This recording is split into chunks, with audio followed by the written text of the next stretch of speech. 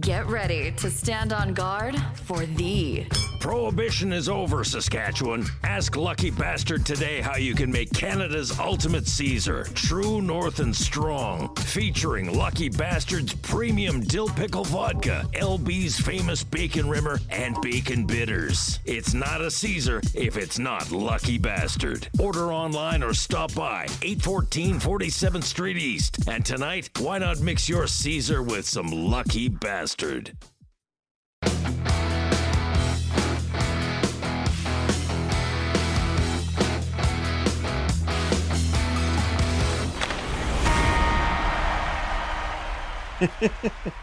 Welcome back, everybody, to the Fantasy Hockey Hacks podcast, a proud member of the Hockey Podcast Network and the official podcast of Left Wing Lock, your number one source for fantasy hockey intelligence.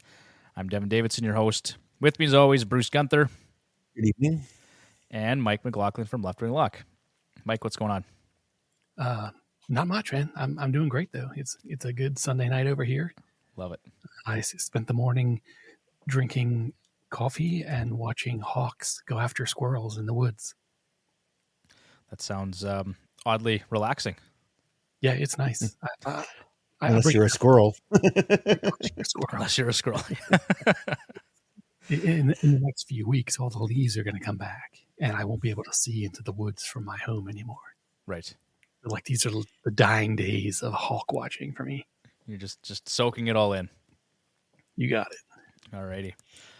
Well, here we go. Episode 106, NHL Fantasy Preview for Week 24. And I'll be honest, the playoffs really kind of snuck up on me here. I knew they were coming, but I checked the schedule this week in our league, Bruce, and I was like, oh, this is our final regular season matchup. I should probably pay attention now. I'm kidding, of course. But yeah, then I just, of course, had to check the playoff schedule. And so tonight we'll get into Week 24. We've got a few more options. My plan wasn't to drill down quite as deep on all these players tonight, but just because I've provided more options, just knowing that most people will be in at least the first week of their playoff matchup. So keeping that in mind. Of course, as we always do, we'll go through John's list. This time, sans John. Fantasy Lock of the Week and headlines, some notes for discussions. And then, Mike, you're going to go through risers and fallers with us again. Oh, yeah. Definitely. Oh, yeah. All right. So before we get rolling too far here, I just want to mention that the Fantasy Hockey Hacks are a proud partner of Lucky Bastard Distillers, which opened in 2012 and was inspired from a lottery win. Lucky Bastard Distillers is proud to be the first distillery to operate in Saskatoon since Prohibition. Home of Canada's ultimate Caesar, mix your drink tonight with Lucky Bastard. Use promo code HockeyHacks to get 15% off your next online order. Shipping available across Canada. And with that, let's move into John's list here. If you're new to the show, this is just John's shit list of players past and present, as well as interesting and current topics from around the hockey world. This week, just because I'm a little bit bitter personally, I'm going with Tristan Jarry. And this one is really just fantasy specific. In the month of March, in 7 appearances, a 2-2-1 record with a 4.78 goals against average, an .842 save percentage, and Bruce, a negative 7.93 goals saved above expected. And he makes a great first pass out of the zone. He is single-handedly destroying any chance I have of winning a fantasy hockey championship from the goaltending position. So thank you very much. And to make things worse, I've also got Hellebuck and Vanacek on that same roster, and those guys are having a hell of a time right now.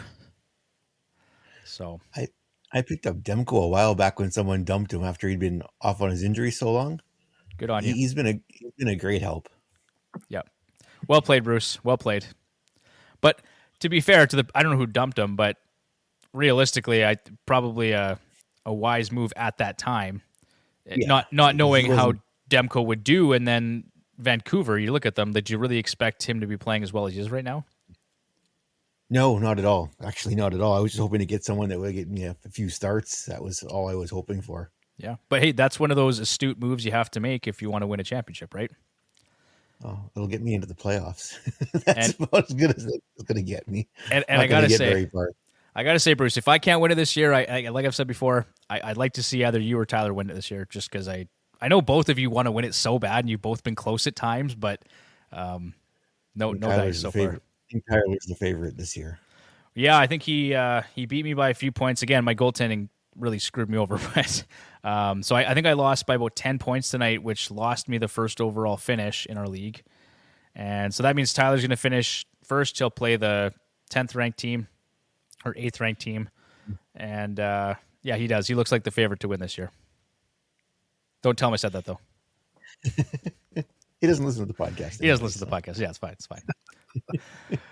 Okay. You know what? There was a couple. I'm just going to touch on them briefly because I thought they were interesting. Some other candidates for John's list this week were the QMJHL for removing fighting next season. I don't know how you guys feel about it. I'm kind of I understand why people don't want it in the game, but I'm of the mindset that when you take fighting away, there's going to be a lot more ticky-tack plays, a lot more slashing, a lot more players just doing things and getting away with it. You see it a lot in college hockey and university hockey here in Canada.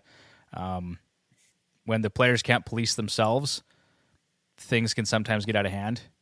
And case in point, you look, this was last night, I think, the U of A Golden Bears were playing the University of PEI. I don't know if you guys saw the clip. World Hockey Report actually had posted it.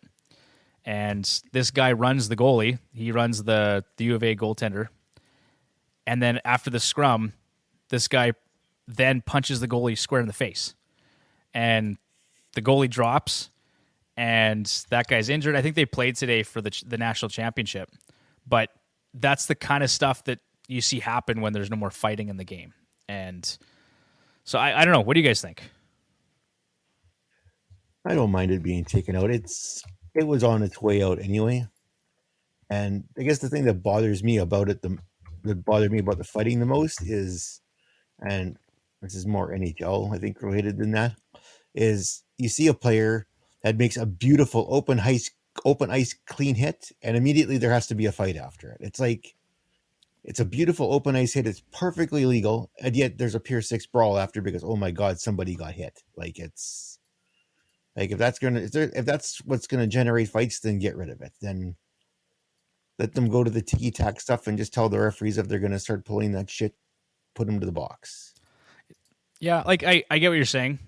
I don't love the fact that there has to be a fight after every clean hit either, right? I don't like that either. But what I don't like is when, because the star players aren't protected. The NHL doesn't protect the star players right now. And if there's not some sort of deterrent on the ice to prevent somebody from, I don't know, taking a slash at Connor's knee or sticking a knee out, or like Jason Robertson. I know you're a fan of Jason Robertson.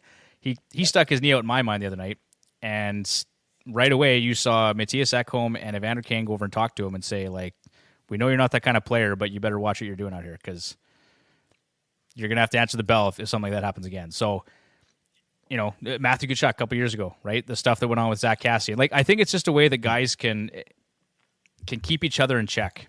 Otherwise, you're going to see more two-handed slashes to wrists and knees and ankles, and I don't know. It's going to get ugly. You'll see a lot of stuff you're not going to see right now. Players need to do a better job of policing themselves anyway. They're both part of the same players union, yet one goes and takes a freaking baseball swing at the other one's head. Like, okay. Like, yep. Like, yeah, you play hockey, you're competitive, but let's just, like, I don't know. It's the other thing too in talking about there's a reason why they took fighting and body checking out of women's hockey. And if you watch the early versions of it, it's because it was like a barroom brawl. They were worse than the men for the cheap shots and everything. They were it was like I said, they would come off bloodied, beaten, and scratched because it was like a no rules bare knuckle fight so they took fighting out, they took body checking out, and the game is a lot better now. I guess part of why I'm saying I'm kind of I understand both arguments too is I don't like the idea of a 16-year-old kid fighting a 20-year-old in major junior hockey. Like I don't like that, right? And that does occur sometimes. And someone put it into context and said, you know, if your 16-year-old son were to get punched by a 20-year-old on the street, like how would you feel about that, right? And obviously out of context, but I'm just saying I can understand that line of reasoning. But I still, at the NHL level, I'd still like to have fighting in the game. I think it's honestly a core component of hockey. Like it's just, And it doesn't happen very often, right? Like the biggest Well, it's fighters we have in virtually- the league right now, like how many virtually fights do they have, honored. right? Like a guy like Tanner Jeannot has how many fights right now? 6, 8, I don't 10, even know. maybe, right? Like not many. It's not a huge part of the game. I just think it should still be allowed to be there. But I also don't agree with the fact that they've raised the age for hitting in hockey.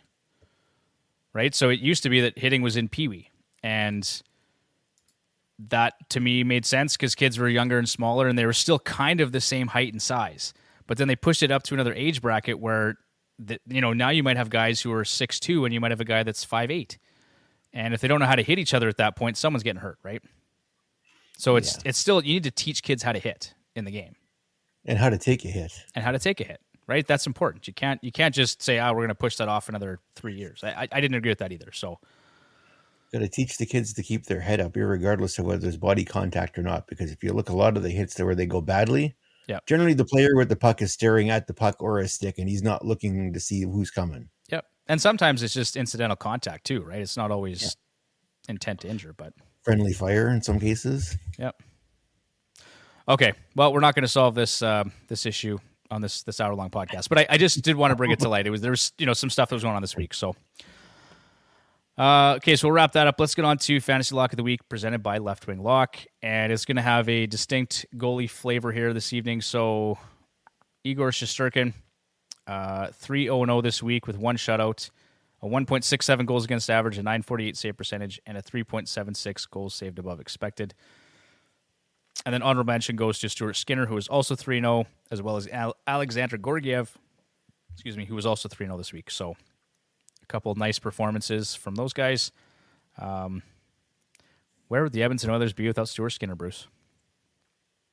Probably down where Arizona is in the standings. Not far off. Wouldn't be too far off from that. Nope. No. That's, Oh, we boy. love Stewie. Yep. So anyway, Shesterkin looks great. I do wonder, I'll just throw this out to you guys. Do you think that Halak posted a shutout tonight? Yes, he did. I don't have him in the waiver wire targets this week, but is that a guy that maybe you keep an eye on through the fantasy hockey playoffs, just expecting maybe Shesterkin gets rested a little bit more towards the end of the season? They keep winning like they have in the past couple of games, yeah. Like consecutive shutouts with 6 goals or more in both games. They look pretty good. Yeah. Really good. Of course, Patrick Kane didn't post any points for me this evening in a 7-goal game for the Rangers. Oh boy. Unacceptable. Oh boy. Okay, that's all I got. Headlines That's with it? the Hacks, March 13th to the 19th. That's it. Bruce, what do you got for us? Headlines. Let's talk. What do you got? All right. Well, we start the week with some injury news here. So we learned Arturi Lehkonen suffered a broken finger in Monday night's game versus the Canadiens. He's going to be out for 4 to 6 weeks. So those people that were hoping that he would help them through their fantasy playoffs are probably seeing him on the waiver wire right now. Andrei Svechnikov is out for the season with a torn ACL in his knee. That probably crushed a few fantasy managers there as well. Mm-hmm. Mason Marchment's going to miss 3 to 4 weeks with a knee injury. Nick Schmaltz here returned to the Coyotes lineup. Thank you. On Saturday, after missing 3 games with a lower body injury, he's been an integral part of my fantasy team. How good has Clayton Keller been, too, by the way? Oh, my goodness. I saw the clip the other night. He's been outstanding. Outstanding. Did I read that he's first since January 1st in even strength points? It's ahead of Connor, yeah. Like, that's insane. It is. Yeah. It is. Oh, and that's the reason why the Coyotes they're sort of not tanking because, well, they've been playing so well. Yeah, it's crazy. They got a few players on that roster, actually, and we'll talk about 1 or 2 of them here in a little bit. Absolutely. Some injuries here to watch. So Darcy Kemper left practice on Saturday after suffering an upper body injury. He didn't play today, and they called up Zach Fucali, I believe, to fill his spot on the roster. Ilya Samsonov missed Saturday's game with a nagging injury, as well as his wife is due with their first child here right away. So they called up a goalie from the AHL there. Roman Yossi left Saturday's game with an undisclosed injury. He didn't make the trip to New York for their game here Sunday with the Rangers. Probably happy he didn't play in that. They got absolutely slaughtered. Yep. Just some other news. We had the rare double pull reared its ugly head again here this week. The victims this time were Jake Allen and Sam Montembeault of the Montreal Canadiens. They gave up 9 goals to the Florida Panthers. Allen finished the game with the goals against average of 16.76 and a save percentage of .667. Montembeault fared a little bit better with a GAA of 4.76 and a save percentage of .875. Woof. But there was something like 9 goals in the, what was it, a combined 9 or 10 goals in the first 15 minutes of the game or something. It was just wild. Absolutely wild. Not ideal if you're the Montreal Canadiens. Or, well, maybe it is. No. Maybe it is if you're bombing for Bedard, right? Exactly, right? Exactly. On that subject, so I'm just looking at the standings here, the wildcard standings in the East. The New York Islanders, 80 points, Pittsburgh, 78, and Florida now at 77. Washington's four games back, and the 2 teams ahead of them, Pittsburgh and Florida, have 2 games in hand. So right now, who do you think's taking that? Is it going to be Pittsburgh or Florida?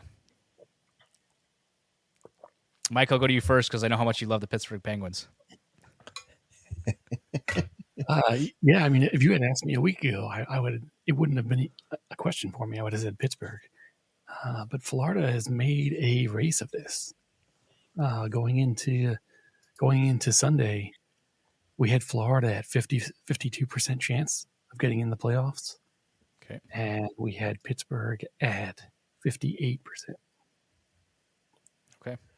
And so they are neck and neck. Like it's going to be a wild finish for these guys. And sorry, Bruce, did you mention at one time too, Mike? I think it might have been in your draft kit even. Goal differential, is that an indicator of playoff success or qualifications? Like, is that something you look at when you're trying to predict teams in the playoffs? Oh yeah, absolutely. It's very rare for both of these things to happen. One of them, the first one is getting into the playoffs with a negative goal differential. And the other one is missing the playoffs with a positive goal differential. Okay. So you probably know why I'm asking then, right? Because Pittsburgh right now is at -3 and Florida's at +9.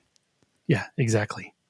Exactly. It's not looking great for Pittsburgh, especially with Jerry kind of, crapping the bed right now. Yeah, he's been awful. Just awful. Like if it's like if the Oilers were depending on Jack Campbell. Yikes. Also, too, I think, if my memory serves, Pittsburgh has now lost 2 of the 3 players they got at trade deadline to long-term injuries. Yeah. Kulikov and Bonino now are both on LTIR. That's right. That's tough. Could you imagine a year in which Pittsburgh and Washington both are out of the playoffs? That seems... Yeah, it's been a long time. It's been a long time. Yeah, very long time. And how frustrated must Buffalo be? Because they looked like they were going to be in the playoffs for sure, like for a long time, long stretches of the season. And now it looks like well, I don't know what their percentage is, Mike, but it can't be good. Yeah, because they got shelled again, didn't they? Yeah, going into today, we had Buffalo at under 15%. Like they're toast. They're out of it. Yeah.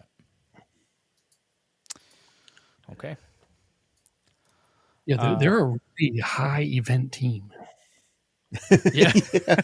That's a nice way to put it. When it comes to scoring and allowing goals, like that's really what it's coming down to. They score a lot, but they let a lot of goals in. Yeah. Yeah. They need to score a lot. That's funny, yeah. Oh boy. That's the nicest way you could say that they're just awful. They're a high event team. High event team. Oh boy. Okay, we had some points up for discussion here, Bruce. Yep. I'll let you kick it off because I know how much you love this guy. So yeah, the reports were that the Flyers are going to make Carter Hart available via trade this summer. Which teams you guys think would be a good landing spot for him, and should the Edmonton Oilers be one of those teams inquiring about his services? I'm not sure that you need to. Like, I do have some concerns about Carter Hart, to be honest. The pedigree's there. He's been good at times. Mike, he hasn't played on a very good team, honestly, right? So I can't blame him too much. But in a limited sample size, Stuart Skinner really does appear to be legitimate. And I don't know. If you bring in Carter Hart, you have to ship out Jack Campbell to make room for him. And then does Carter Hart have 2 years left on his deal? 1 year. 1 year at 3.98. I mean, that's a great contract for Carter Hart. Like, the team friendly, right? I mean, but what's he going to want after that? I don't know. Well, if he stays in Philadelphia, it won't be much more than that. But, I mean, a tandem of Carter Hart and Stuart Skinner, Bruce, yeah, that intrigues me for sure. That'd be a nice tandem for a very long time. So, because Hart is only 24, Skinner's 23? I think so. Yeah, you'd have two goaltenders locked up for a long time. But they're both young too, so that's the other flip side of it too. They're both very young. I mean, here's one thing about Hart that it's. I'll be interested to hear what you guys have to say about this, because I'm a Flyers fan, and I fully realize that no matter how objective I try to be in life, it's hard to divorce like my fandom from analysis sometimes. So when I think about Carter Hart and I watch him on the ice, I think he's a good goalie. Like, kind of using, what you might call the eye test, so to speak. And then I go and look at the data, and I'm kind of blown away by it.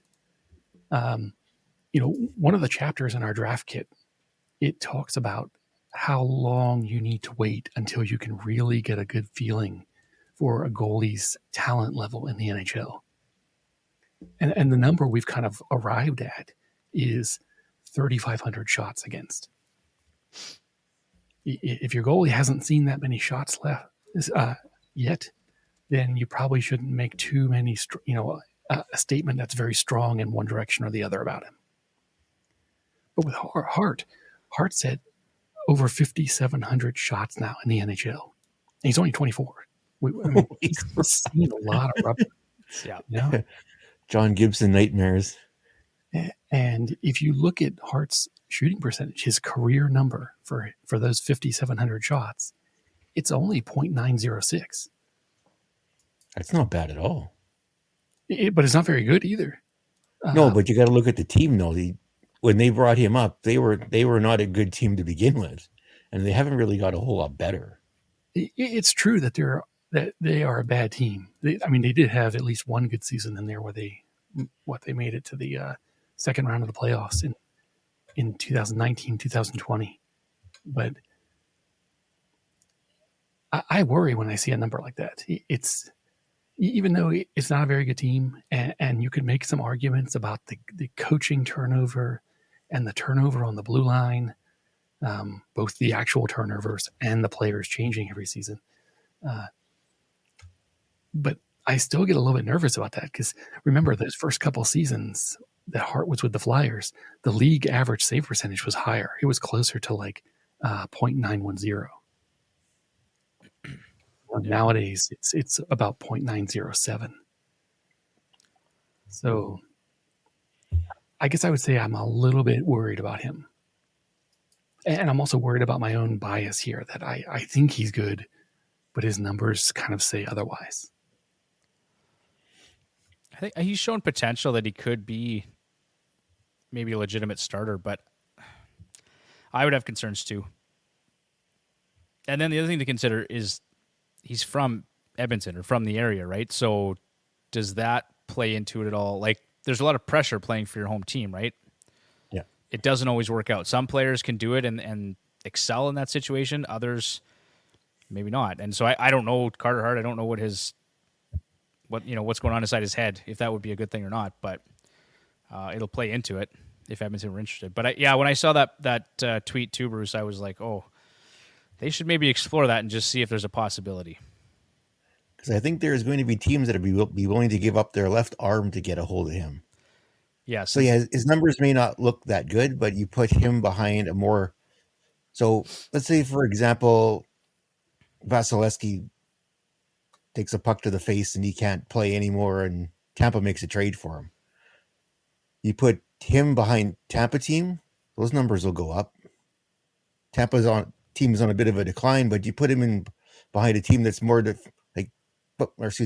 Flyers got better this year in defensive responsibility, but you put him in LA, let's say, behind that team that's really good at blocking shots and stuff like that. I think his numbers would go up. Yeah, I would agree with that.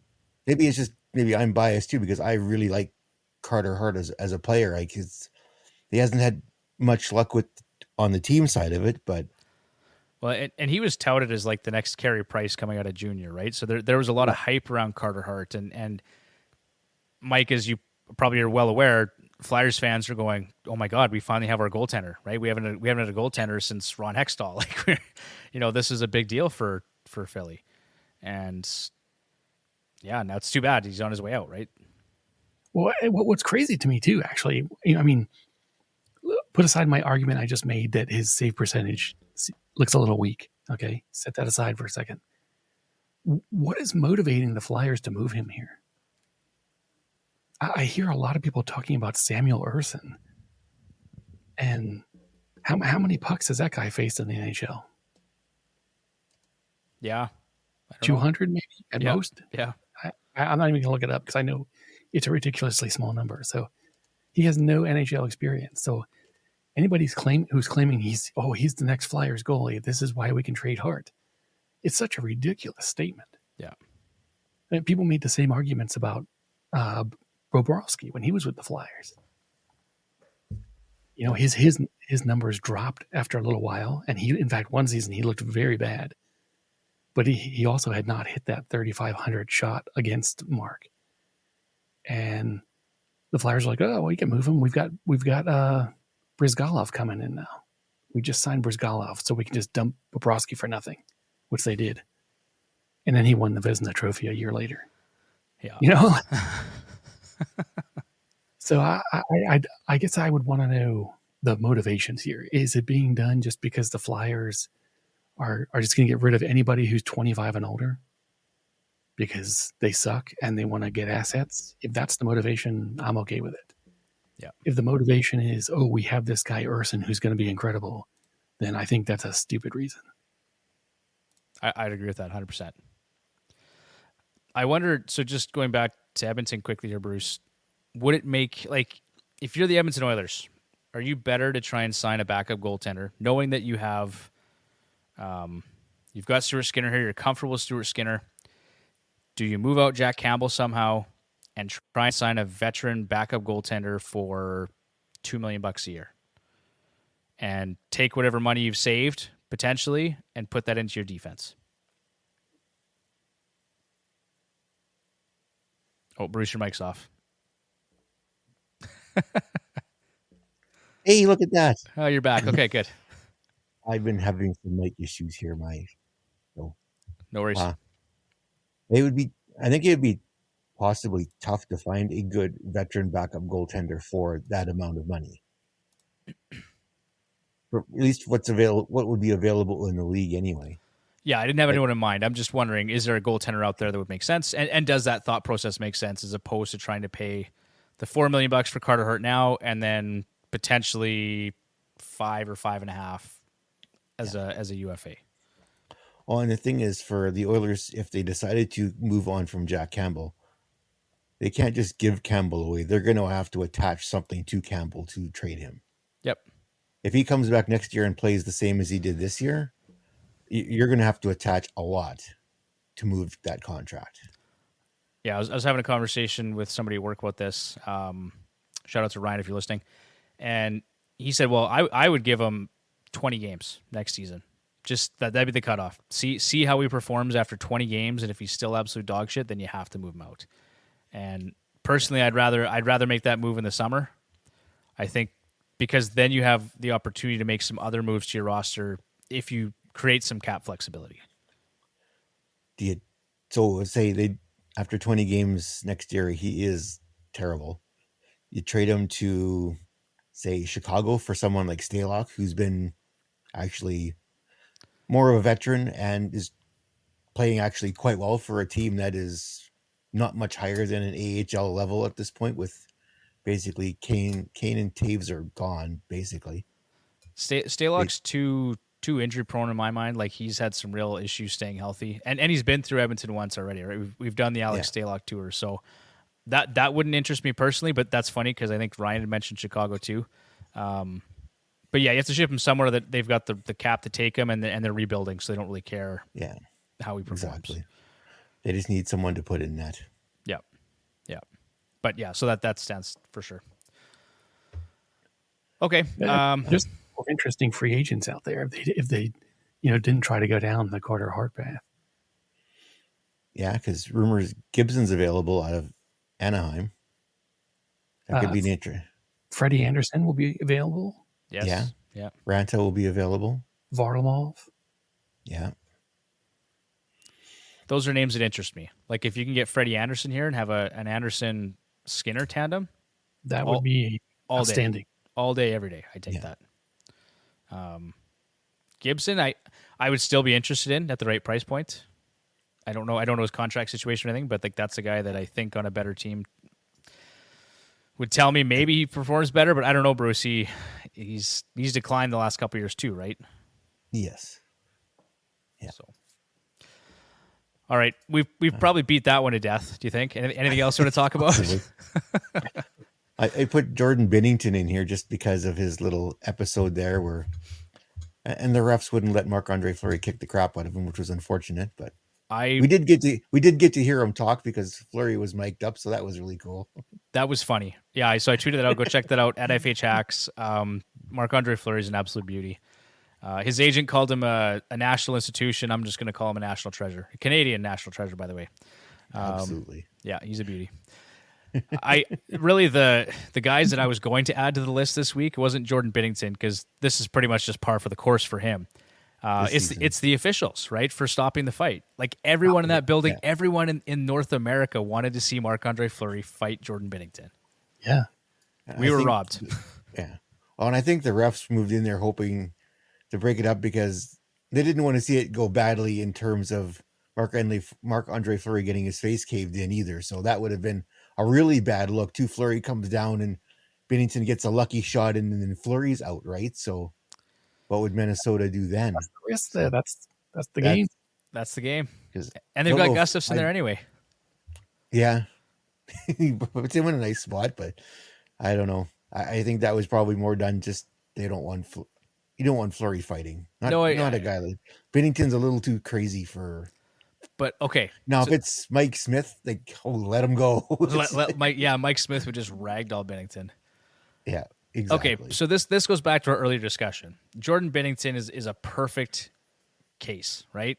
That is the kind of guy that you just want to fill his face in, because at any given point in time, he'll swing his massive goaltender stick right at your face and not think twice about it. Exactly. And you can't, like, what, you're going to eject him, or you're gonna give him a 2-minute minor? Like, he doesn't care. He doesn't care about the fine. The only way that he's maybe going to think twice about doing that is if a guy like Ryan Reeves or Mike Smith or somebody who can fight teaches him you can't be an idiot every time someone makes you mad. And realistically, that play by Hartman was harmless. Like, he kind of skated in, he brushed his pad, whatever. Like, it happens, and Binnington just goes apeshit. Like, it was stupid. So, and this is, like, they're players like Binnington. Binnington is obviously the worst culprit we've seen in the last, 20 years, probably, since Ray Emery, maybe, or, I don't know. But anyway.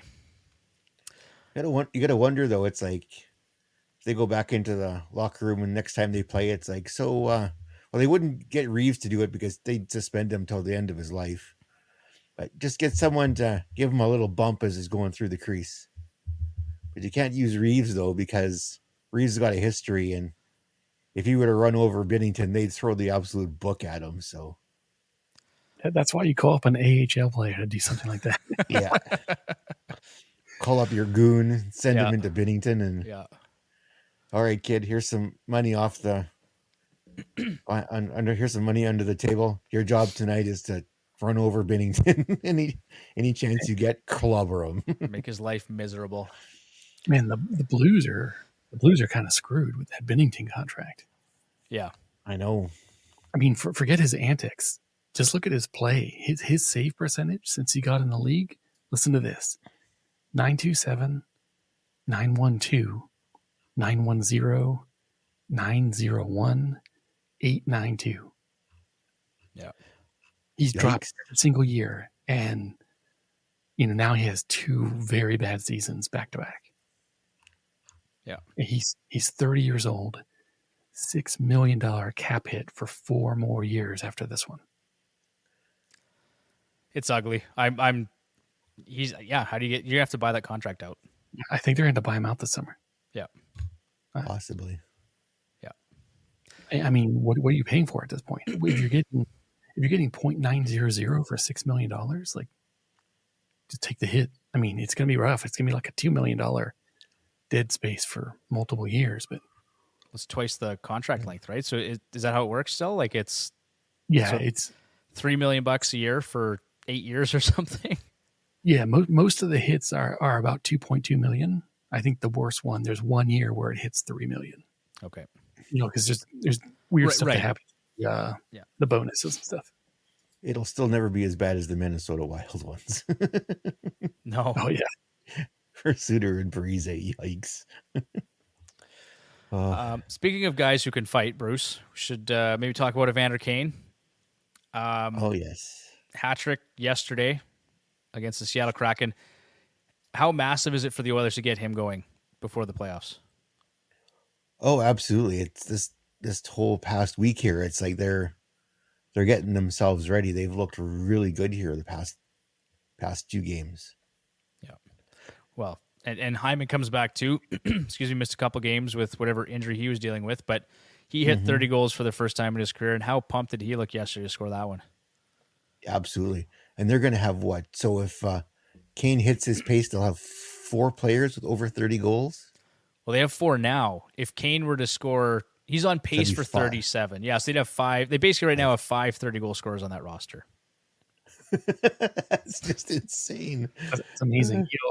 This was 5 or 10 years ago that I used to think about this kind of stuff. Closer to 10 years ago, I used to think about if a team had 5 20-goal scorers, 20 or higher goal scorers, they were in good shape. Like they had good scoring depth. Well, that was the Blues when they won their cup that year. They had 7 20-goal scorers, didn't they? 6 or 7? On that year they made their run? I believe it because they have really spread out scoring in St. Louis. Yeah. Well, and so Edmonton, you've got 4 guys who are over 30 goals. Like you got one guy who's going to score 50 this year for sure. One guy that's going to score 60. Like Nuge could potentially, if he gets hot enough down the stretcher, he could still score 100 points this season. So you'd have 300-point scorers in your roster. Like that's take advantage of that. That's ridiculous. And yeah, absolutely, you have to take it. They need to win. They need to make some hay this year. But they also, like, people don't talk. They don't get enough credit for their depth in the bottom 6 either, because they've got how many guys with at least 10 goals now? It's about damn time, right? With Costin and Derek Ryan. Who else has got 10 there? McLeod. McLeod, I think he's got 10. Yeah. So they've got the depth. I mean, they can. Did Fogle get to 10? Yeah, he's up there now too. He's been playing really well actually, and that's big for them too. Is having Warren Fogle actually playing up to close to his potential. Anyway. Oh, I got rid of Puljujarvi, so that's. I think that maybe woke a few guys up that if they were willing to trade Puljujarvi, that it might might be the next one out the door if you're not performing. So yeah, for sure. Okay, I want to talk about Miro Heiskan's breakout season too. Really quickly. We had talked about him, and Mike, I don't know if you recall what your projection was for Miro Heiskanen in this season. I'm testing, skill testing question here, Mike. But right now, 59 points. He's on pace for 72, and he's already got 10 goals in 67 games. So this is something we've all been waiting for. It's finally here, and so that kind of brings me to, well, we'll talk about the Flames here too, Bruce, but way too early targets for next season. Miro Heiskanen has to be one of them. I also want to talk about Owen Tippett, which Mike, I'm sure you'll appreciate. But did you get your projection for Heiskanen? Did you find that? I did. We had him at 54 points. 54 points. Wow. 54. He's on pace for 72 points. Yeah.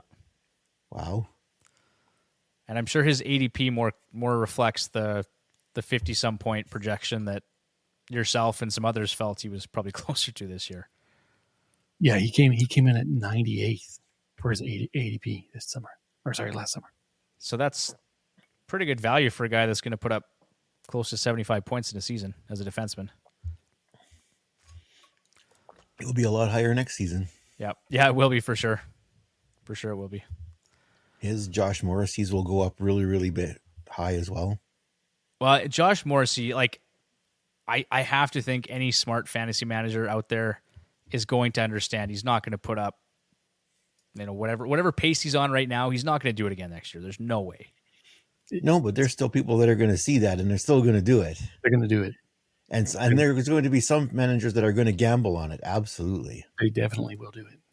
Yeah. So I'm just going to look what he's got. You'll both like this. He's got 69 points in 69 games played. Nice. He's on pace for 82 right now, right? So that's insane. His best season before that, 37 points last year, 12 goals in 79 games played. Like, I don't believe it. I don't believe a player goes from max 40 points in a season to now he's going to hit 75 or more on a regular basis. But new coach, new systems. He never had the green light with Maurice, with coach. Yeah, now he's got the green light. So like it could be as simple as that. We'll find out 20 games into next year. If he only has 10 points or 5 points, then we'll know it's a one-off. But I'm going to look. So his ish, Bruce, his ish is at 10.1%. So we'll get a little technical here. that's not bad. Like that's not isn't for a defenseman. That's not bad. Well, his career is 6.4. So he's considerably well above his career average, right? What else do you want to look at? His 5-on-5 is Tevish, 10.1. It had never been above 9.4 before this season. His IPP is at 60, which, Mike, I know you like that number. That's pretty telling. Yeah. A little high. So I'm just looking at the numbers here. My advice to anyone listening would be to just draft him with a bit of caution next year. Like, yeah, maybe he'll still put up 60 or 65 points. Don't expect 80 or 90 points out of this guy again next year. That's my personal take on it. But I don't know. Mike, am I out to lunch? Oh no, people are going to go crazy on him in the summer, and it's going to be a mistake. So, okay. What else we got? Oh, hey, okay. Before we get into the way too early targets again here, the Calgary Flames. So we had mentioned this a few weeks ago. We were talking about the loser point in the NHL and how we hate it. And So Bruce, you'd mentioned the Calgary Flames. What's going on? So last night after their loss to the Dallas Stars, they have now a league leading 15 overtime losses this season. So they've got 15 loser points. So if you took those away, Bruce, where would they be right now? So they are currently sitting with 77 points. So they would actually drop down. So that would put them at 15. 62? So that would 62. So that would put them between Arizona and Anaheim. They put them in eighth, basically. Oh man! But if they would have won those games, though, if you add 15 to it, that puts them at 92. That puts them tied with Vegas. Well, now they wouldn't have won all of them. So let's say, realistically, they won half. Like, because overtime really can be a coin flip, right? So say they won half those. So let's say they win 8. So that would put them at 85. So that would put them in the first wild card. Yeah. They'd be 1 point behind the Oilers. I don't know. I still don't like that loser point, but I still like I know they'll never do it, but I like the tier system. It's 3 points for regulation, 2 points for overtime, and 1 point for a shutout. They'll never do it, but that would be that way you've got teams pushing for regulation wins, because if the amount of points you get dropped by each, at least I think it would, but I could be totally out to lunch there too. I'd be fine seeing some changes to the point system and to the playoff format too. I don't think anyone really cares as much about the rivalries as the NHL wants them to, and the playoffs. It's just honestly not like there's no incentive in the regular season. If you're Toronto, right? I was talking about this with somebody else recently, and if you're the Toronto Maple Leafs, you have a great season, and your reward is that you have to beat Tampa Bay in the first round of the playoffs. And if by some miracle you win that, then you get Boston in the second round, or like whoever else is coming up. You know what I mean? It's not set up to have the two best teams in the conference final at the end. Like I'd rather see 1 versus 8 personally.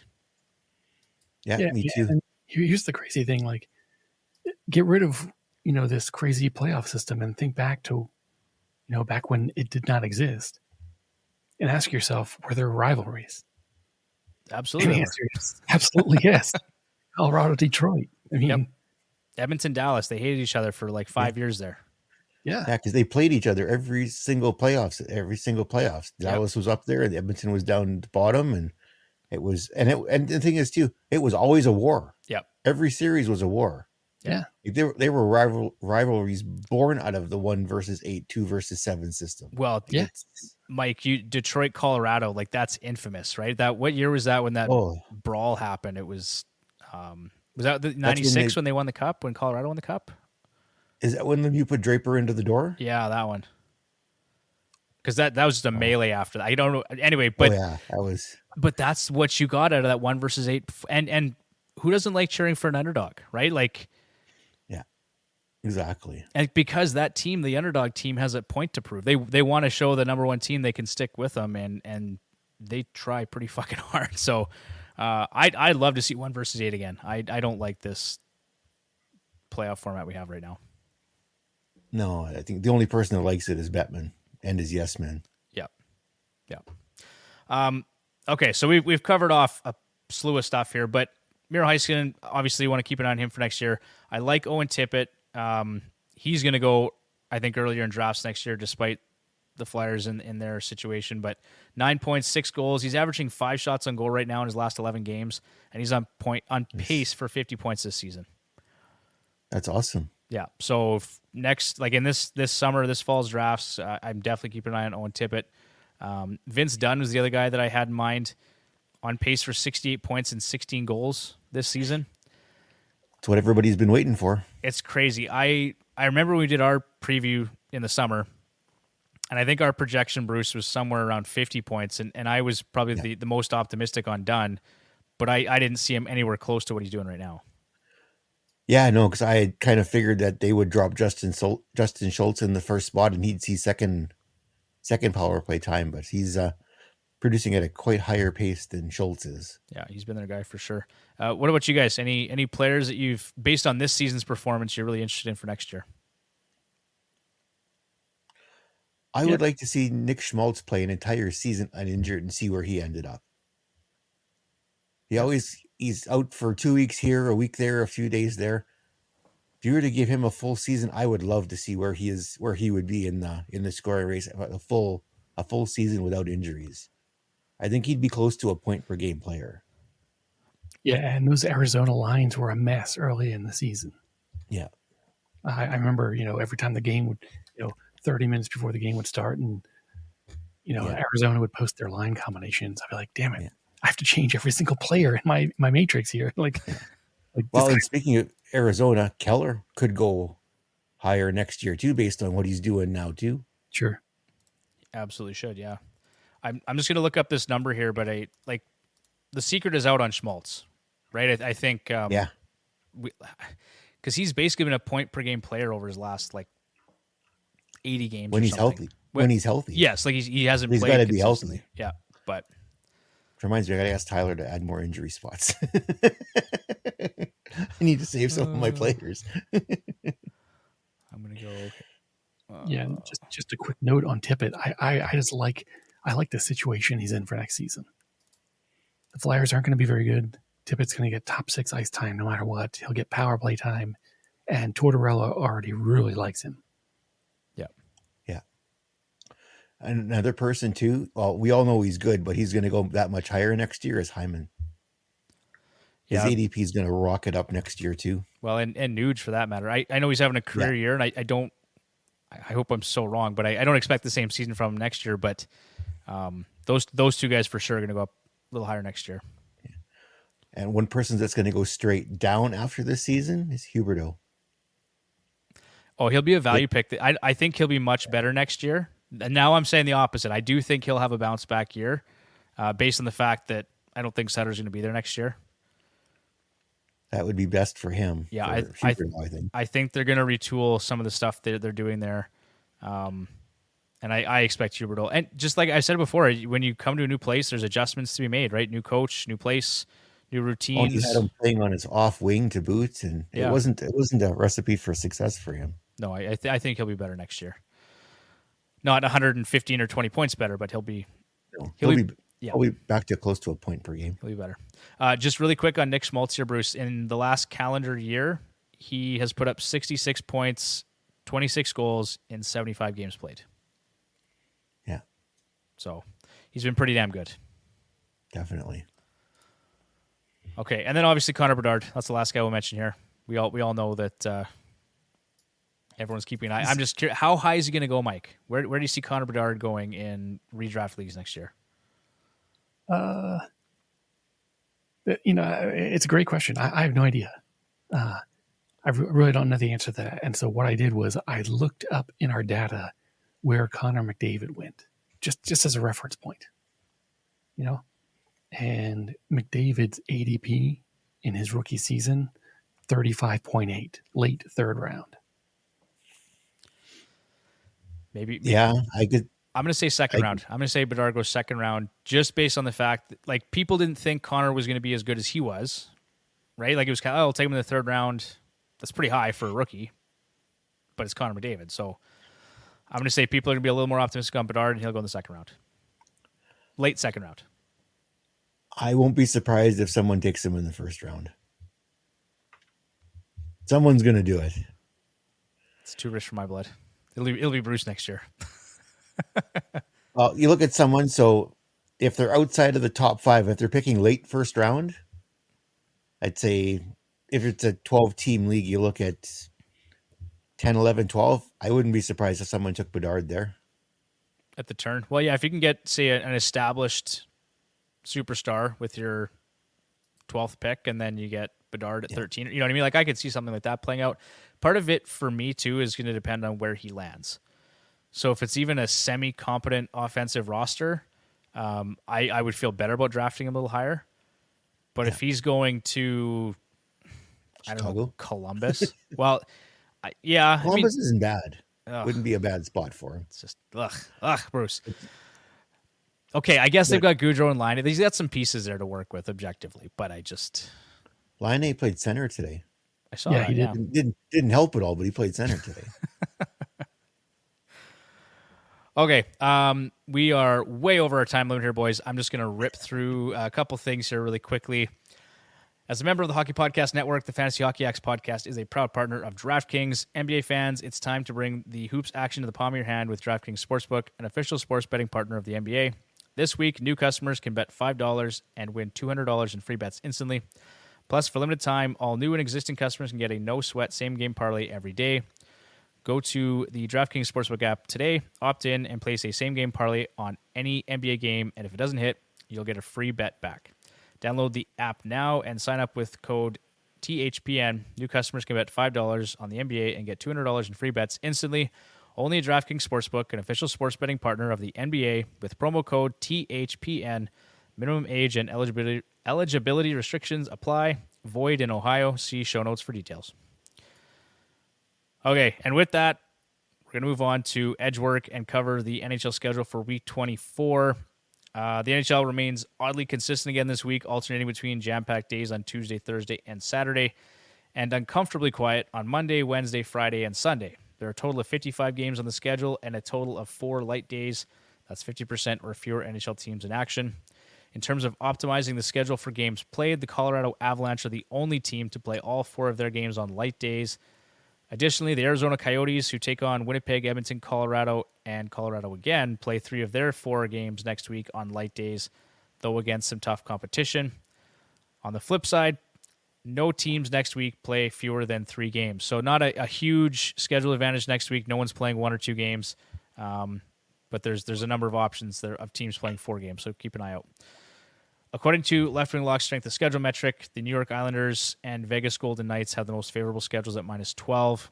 Though they have 4 games on the schedule, the Ottawa Senators have the toughest schedule with a +20 strength of schedule rating. Monday, 5 games, Tuesday, 13, Wednesday, 2, Thursday, 12, Friday, 3, Saturday, 15, and Sunday, 5. Anything else on the schedule? Nope. No Golden Nuggets for us? Okay. Let's move on to our waiver wire targets then. So we got lots to cover here. Apologies to our listeners on the length of this episode, but sometimes we just like to talk hockey, and that's what happens. So feel free to skip ahead. Maybe we'll put some chapter notes in here or something. I don't know. Anyway, waiver wire targets, starting off with Wyatt Johnston in Dallas, 4% rostered. The kid's playing with Ben and Dadnoff and on power play 2. He's got 11 points, 7 goals, and he's shooting just over 2 shots per game in his last 12 games played. Bruce, you're going to love this. 24-ish. That's a nice ish. In those 12 games.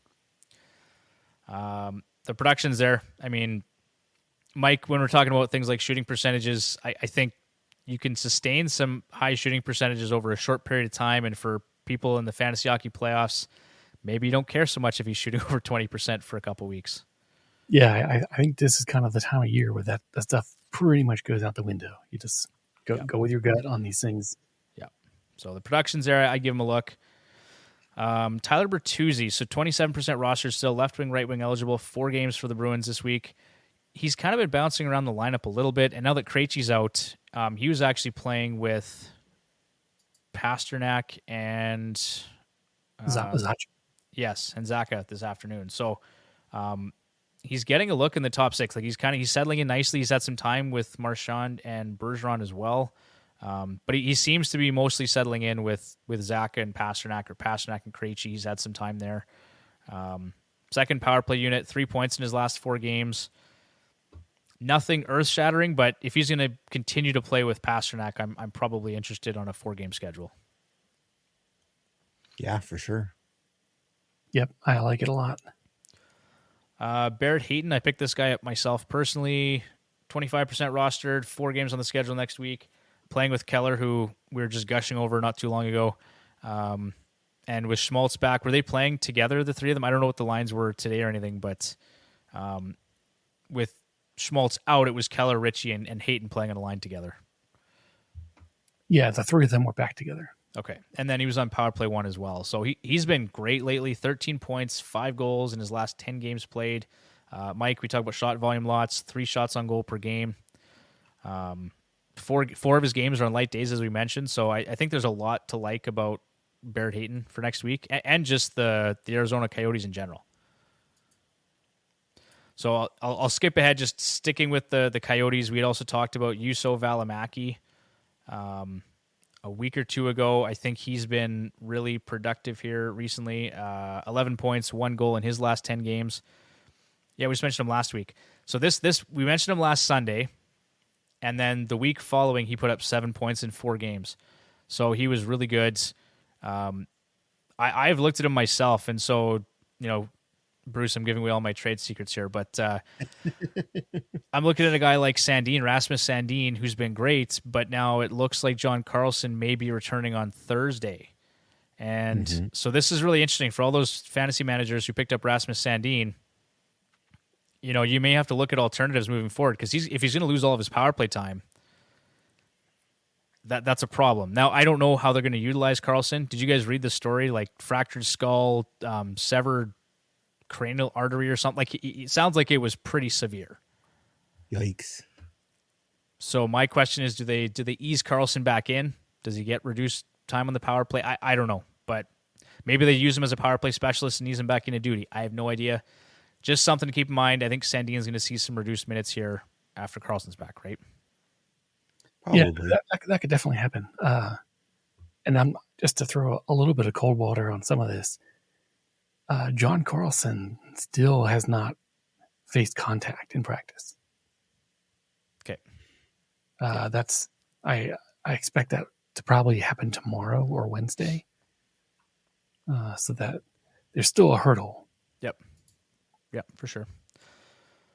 And then I don't know what's going on in the Arizona netminder situation there. Like they've got Connor Ingram, they've got Vejmelka, they've got this other guy Provetsov or whatever his name is.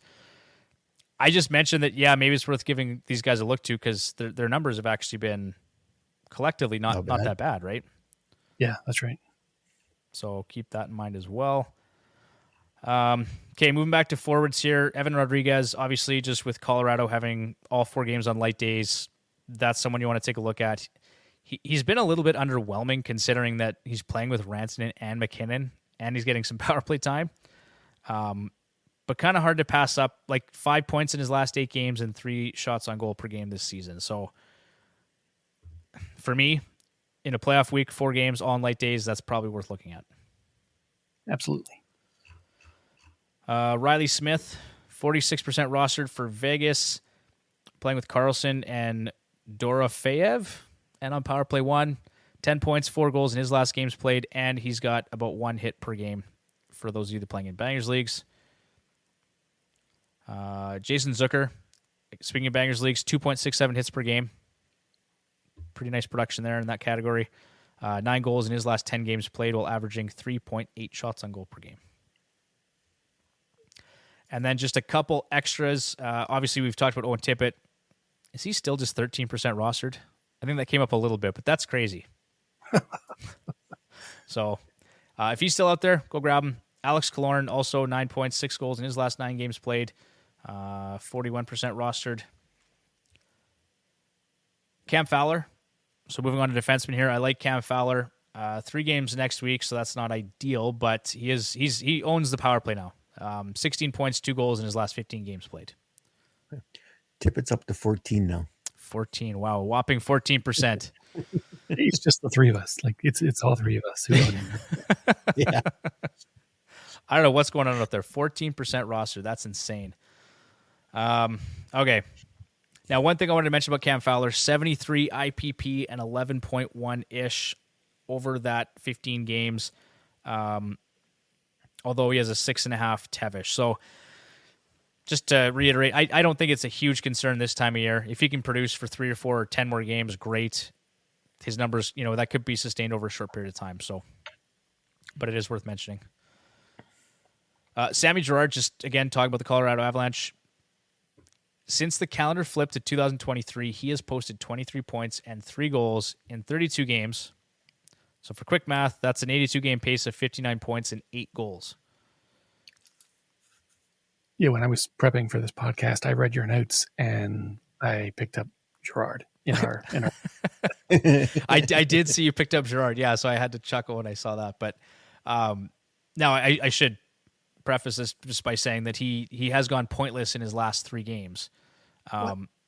Yeah, sorry, Mike, but he's going to play 4 games on light days next week, so that's a great pickup for defensemen. We've talked about Girard in the past. We've talked about Fowler, and we've talked about this next guy.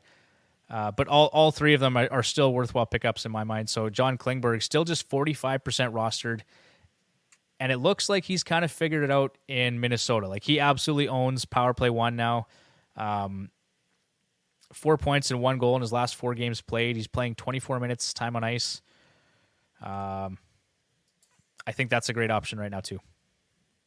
Yeah, and just kind of a little nugget here.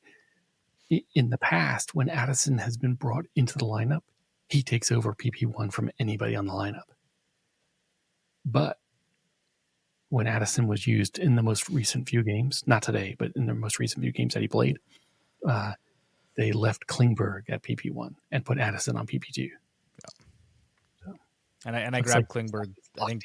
Yeah, no, he's there. Like he's locked in. I checked, and I was a bit concerned when he first came over because he was only playing. He played 16 or 18 minutes in his first game with them, and I kind of went, that's not great. Like they're going to use him just as like the Tyson Berry special, right? He's going to get 16 to 17, 18 minutes a game and power play 1. But seeing him now, like he's played some big minutes for them in recent games, so that's encouraging. Who else? Owen Power, 4 points, and he's averaged 26 minutes per game in his last 3. Matthias Ekholm now plus 13 in 9 games for Edmonton. Talk about a key acquisition down the stretch. 5 points, 1 goal in his last 4 games. Torrey Krug, 46% rostered. He's got 5 points in his last 5. Rasmus Sandin, who we've mentioned, 56% rostered. Yusuf Alamaki, and then Damon Severson, who we also mentioned last week. So lots of options there to consider. We'll move on to goaltenders here quickly. So starting with Charlie Lindgren, and this is really just with the Darcy Kemper injury. He's day-to-day, so who knows how long Charlie Lindgren has any value. Keep in mind, he hasn't played well. He's had just 3 starts since February 23rd, in which he's got an .862 save percentage. So word of caution, anyone looking at Charlie Lindgren. And he lost today again as well, right, guys? I think it was a 5-3 loss to Minnesota. Yeah, that's right. Okay. I didn't just make that up. So, yeah, just word of caution there. I was bitching earlier about how bad Vitek Vanacek is, and he actually won today. 5-2 win, I think. But you know what? This Akira Schmid has been great for the Devils. 18% rostered. What are his numbers here? He's got a 3-2-0 record in March. That's Vanacek's record. Schmid's record, 2-0-2, a 1.98 goals against average, and a .917 save percentage. So he's been pretty good. Small sample size, but again, if I'm looking for spot starts, you could do much worse. And I think they've basically split starts now in March between the 2 goaltenders. Also, Bruce, you had mentioned Alex Stalock. He's got he's now 9% rostered. He's 9-8-1 with 2 shutouts, a 2.70 goals against average, and a .922 save percentage for Chicago. On a team that's terrible. Like, that's actually incredible. And that almost makes me want to just grab him for a game or kind of opponent dependent. But yeah, those are good numbers. Even if you don't win, he's gonna get a few starts here too because Mrazek had his groin injury again for this month, so he's out for a little while again. So his monthly groin injury. So Stalock and the kid they brought up. He'll see lots of starts. So Mike, next day, well, anyway. Yeah, well, so Mike, if you're in a league that counts goals against, save percentage, shutouts, wins, are you afraid to start Alex Stalock? Like he could potentially ruin your stats for the week, but .922 save percentage in those starts, like in 18 starts, is pretty good. Yeah, I think like you guys said, though, for me, it would just be matchup dependent. If you can find a decent night to get him in there, grab it. Okay. I was kind of pitching UPL and Craig Anderson, but recently they have not been all that good. Yeah, they haven't been good. And they also they signed that Devon. Well, that's you. Yeah, that's me. Yeah, Devin Levi. Yeah, and so they're going to have 3 goalies on the roster, and he's going to get some starts. Yeah, So, Mike, I never thought I'd hear myself saying it, but I really wish the Sabres would sign me. That'd be great. You'll like this also. Stuart Skinner, 69% rostered. Give him a look. Nice. Phoenix Copley and Jonas Korpisalo, both guys around 50% rostered. Mads Sogard, 11%. Grubauer, 38% rostered. He's actually started 8 of Seattle's last 10, and before getting shelled by Edmonton, he had posted a 5-1-1 record with a 2.52 goals against average and a .902 save percentage.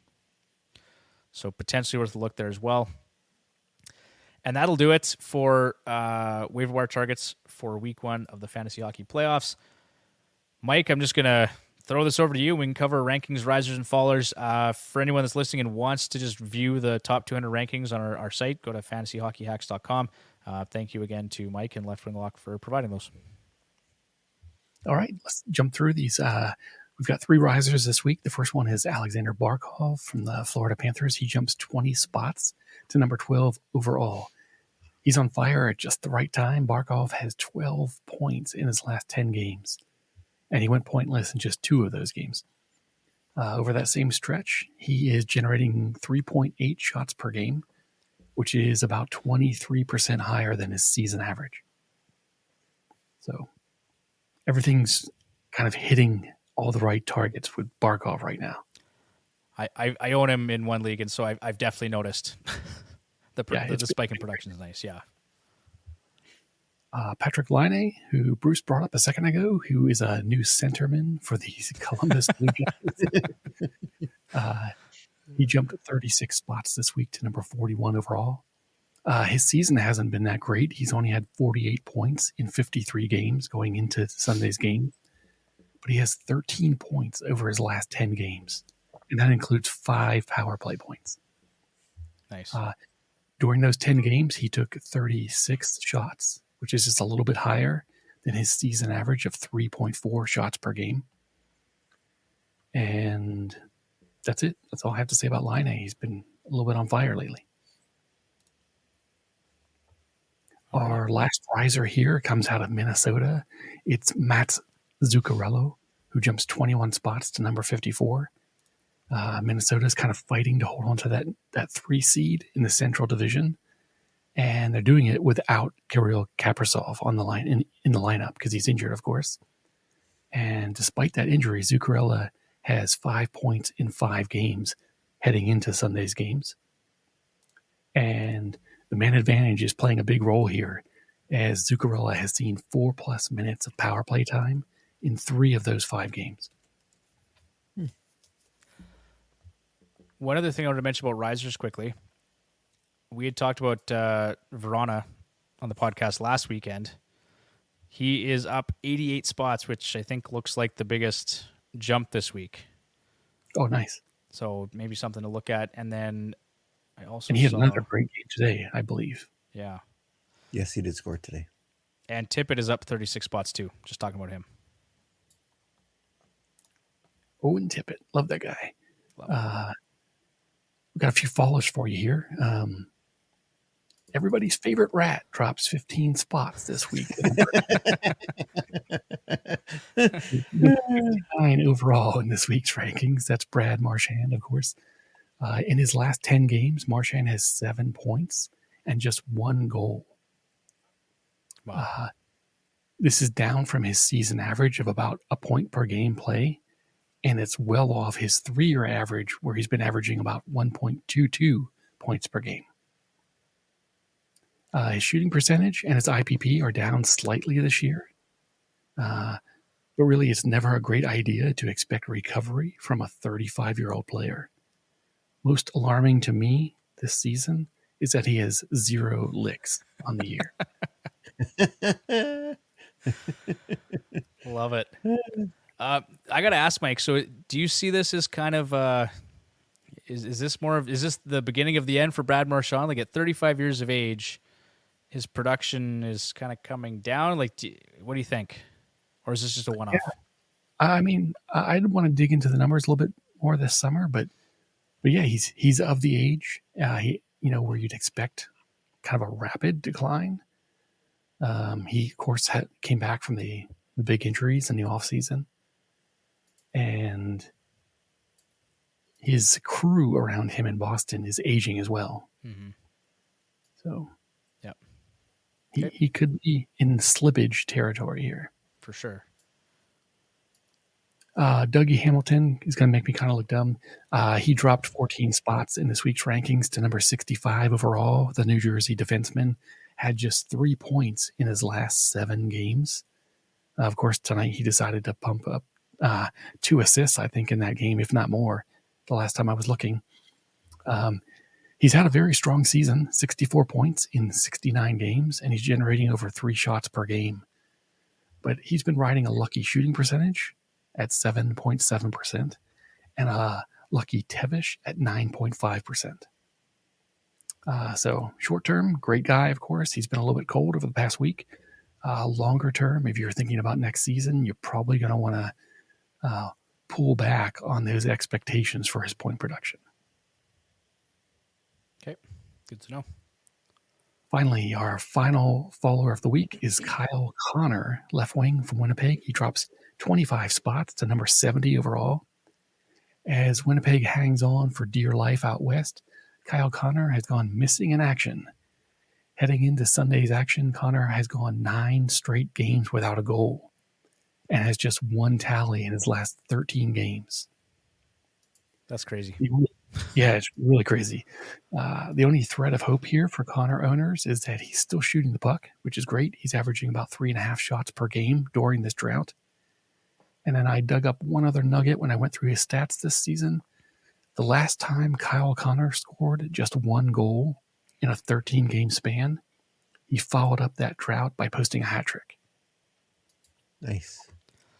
Okay, so Kyle Connor away this week. hat trick watch for Connor. Hat trick watch. You heard it here on the Fantasy Hockey Hacks podcast. Love it. And then finally, our new to the list player this week is out of Buffalo.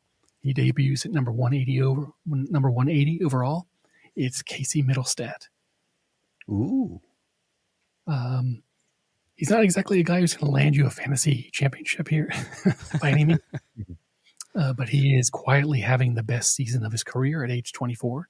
He's on pace for 50 points, with 18 of those points coming on the power play. His biggest weakness remains his low shot volume, which sits at just 1.6 shots per game this season. And that number has jumped slightly over the last 10 games to just shy of 2 shots per game. It's not enough. I want more shots. Awesome. Okay, thanks, Mike. Appreciate it as always. If you guys want more great fantasy hockey content, be sure to go check out Mike's site, leftwinglock.com. And that'll do it for this week. So that's everything. That's all. I'm going to include links for information in our profile on Twitter at FHHacks. Be sure to follow us there on Twitter. Follow Mike on Twitter at left_wing_lock. Please don't add any more underscores, Mike. I couldn't handle it. Great show, guys. As always, appreciate it. If you guys have questions, let us know. We'll try and get back to you as soon as we can. And apologies again for the long episode, but we're going to put chapter markers in the description so you guys can just jump to whatever part of the show you want to jump to. So we'll go with that. Bruce, Mike, thanks for being here. We'll see you guys next week. You bet. Good night. See you guys. Take care.